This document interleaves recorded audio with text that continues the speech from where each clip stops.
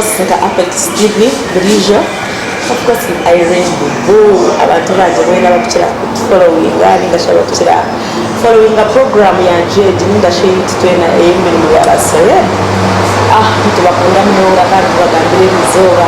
ntitubabaretera umwana murungi uw'umukweto umusheshe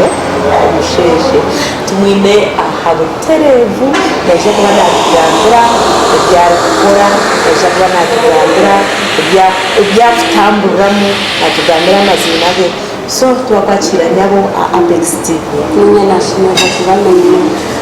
nabasagambira abantu bitu barungi munonga bakukira kutufollowinga ninga shabari kuturebegesha amazina amazina ganjye mbanyita akamumpalo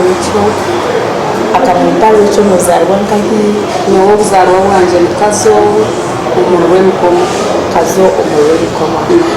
umushiki munonga munonga you smart. Thank you you look beautiful. Thank you so much. Ntonda utugambire ndashi ugambire abantu abakutureba imirimo yawe yo gukora n'iki wowe imirimo yanjye nije k'abagore nije ka abine giveaways abine birthdays abine any type of a party ndajeka ubwo mu rugo rwanjye nikora makeup nikora buri kimwe cyo kuboneza umuntu hera ndi kureba we no kozere makeup akaviri cyeco kwigamba gwenti kumanya dress yo niyo kandi kurikira ko majya nuje kabagore ni kureba really no bajeka you smart extremely smart. Thank you. Kandi katekunda abagore bano bajeka nabo mbabarikiye nanyenda kubuza myenda no bajeka like no timba kandi imyenda jono jihaye imyenda yanjye nishobora Kampala tinga basize kurengaho kaza hari nishobora Kampala ariko ningeza abona ganje gona kuba kuyeti ukamanya ngiwe ari mu kubunoboneza gaci